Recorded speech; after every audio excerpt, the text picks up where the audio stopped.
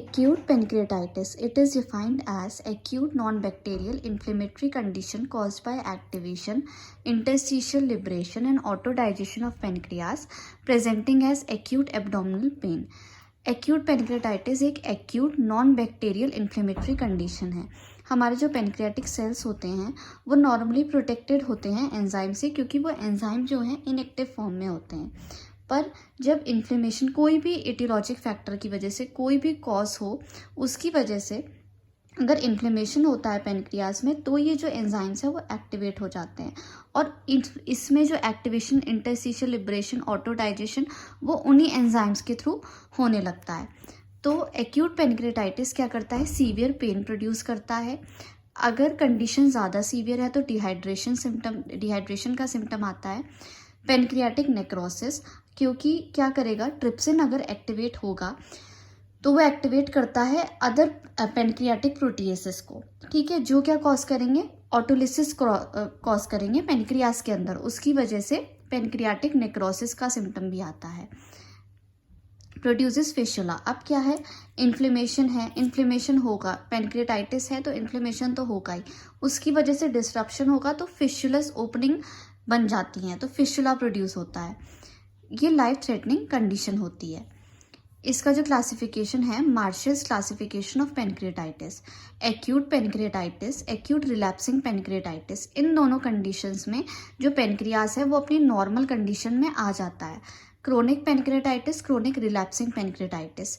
Chronic condition में ये permanent damage होता है, इरिवर्सिबल डैमेज होता है, जिसमें कि पेनक्रियाज अपनी नॉर्मल कंडीशन पे नहीं आ पाता है। नेक्स्ट क्लासिफिकेशन है revised Atlanta classification, mild acute pancreatitis. इसमें क्या होता है, एब्सेंस होता है ऑर्गन फेलियर का और कोई लोकल कॉम्प्लिकेशन नहीं होते हैं। Moderate severe acute pancreatitis, local complication present हो भी सकता है और नहीं, और ट्रांजिएंट ऑर्गन फेलियर होता है कुछ टाइम के लिए, less than 48 hours. Severe acute pancreatitis में परसिस्टेंट ऑर्गन फेलियर होता है मोर देन 48 आवर्स और डेथ भी हो सकती है इसमें। अब जो इसके कॉज हैं उसमें पहला कॉज है अल्कोहल एब्यूज़। जो मेजॉरिटी ऑफ केसेस होते हैं पेनक्रियाटाइटिस में, उनका जो कॉज होता है वो अल्कोहल होता है।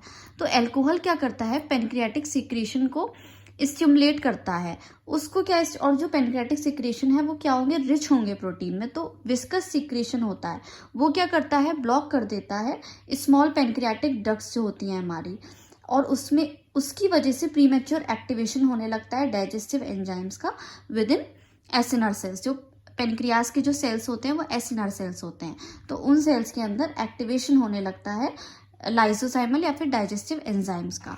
तो alcohol stimulates trypsinogen, it causes, उसकी वजह से स्पैज्म होगा स्फिंक्टर ऑफ ऑडी में और एक डायरेक्ट टॉक्सिक इफेक्ट पड़ेगा पेनक्रियास पे। जैसे कि जो मैंने आपको पहले बताया था, ट्रिप्सिन एक्टिवेट करेगा अदर पेनक्रियाटिक प्रोटीएसेस को और वो फिर ऑटोलिसिस कॉज करेंगे, तो एक टॉक्सिक इफेक्ट पेनक्रियास पे पड़ेगा। पैथोजेनेसिस, इसका नेक्स्ट वीडियो में डिस्कस करते हैं। अभी कॉजेज, सेकेंड कॉज है biliary tract disease.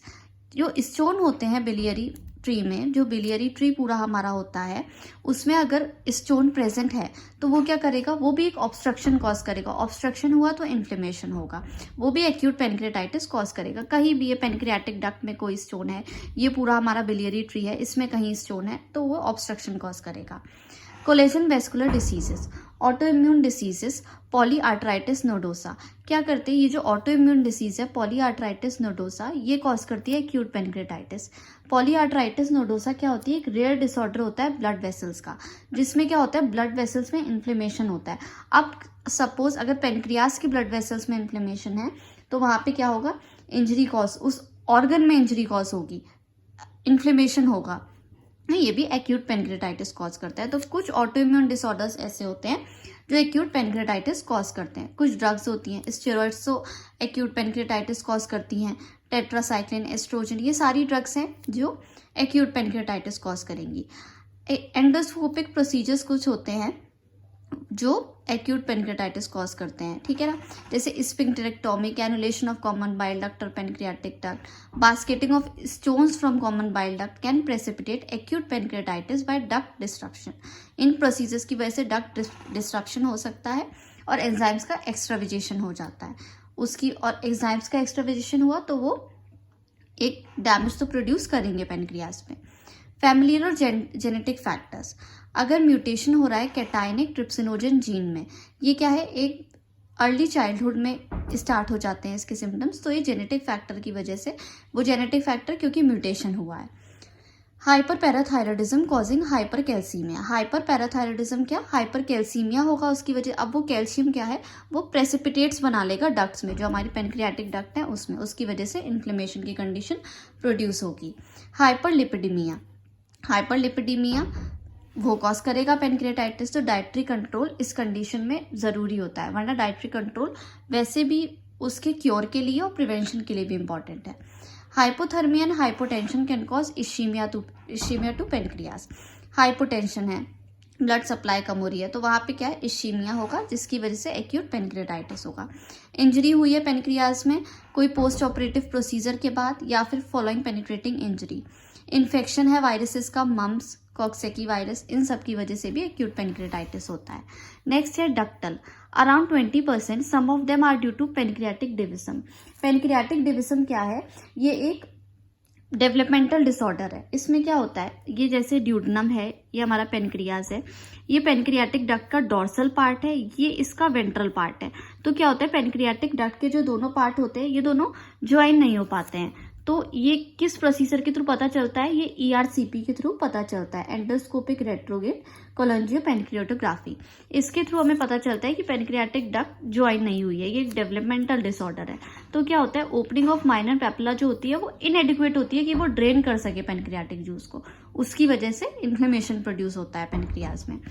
Post operative pancreatitis, it follows operation on, अगर कोई भी ऑपरेशन हुआ है कॉमन बाइल डक्ट का, स्टोन्स के लिए हुआ है, पेनक्रियाटिक बायोप्सी हुई है, गैस्ट्रेक्टोमी हुई है, उसके बाद अगर इसका कॉम्प्लिकेशन है तो भी पेनक्रियाटाइटिस हो सकता है। Idiopathic cause, it is seen in about 15% cases में कॉज नहीं पता होता है। अब एक क्विक रेफरेंस देके, कॉमन कॉज जो पेनक्रियाटाइटिस के होते हैं, अगर पेनक्रियाटाइटिस टीनेजर्स में हो रहा है तो उसका कॉज हेरिडिटी होता है ज़्यादातर केसेस में। पेनक्रियाटाइटिस अगर वुमेन में हो रहा है तो हो सकता है कि कॉलेज स्टोन की वजह से हो। पेनक्रियाटाइटिस मेल में है तो उसका मेन कॉज एल्कोहल देखा जाता है। Pancreatitis with fleeting joint pains, अगर पेनक्रियाटाइटिस है उसके साथ साथ जॉइंट पेन्स भी है, तो इसका कॉज क्या देखते हैं कि ऑटो इम्यून पेनक्रियाटाइटिस हो सकता है। Pancreatitis with bony lesions and cyst, pancreatitis है उसके साथ साथ बोनी लेशंस है, तो कॉज क्या है, हाइपर पैराथायरॉयडिज्म की वजह से है। पेनक्रियाटाइटिस विद फीवर, पेनक्रियाटाइटिस है उसके साथ साथ फीवर भी है, तो कॉज क्या है, वायरल कॉज हो सकता है। तो ये इसके कॉजेज थे।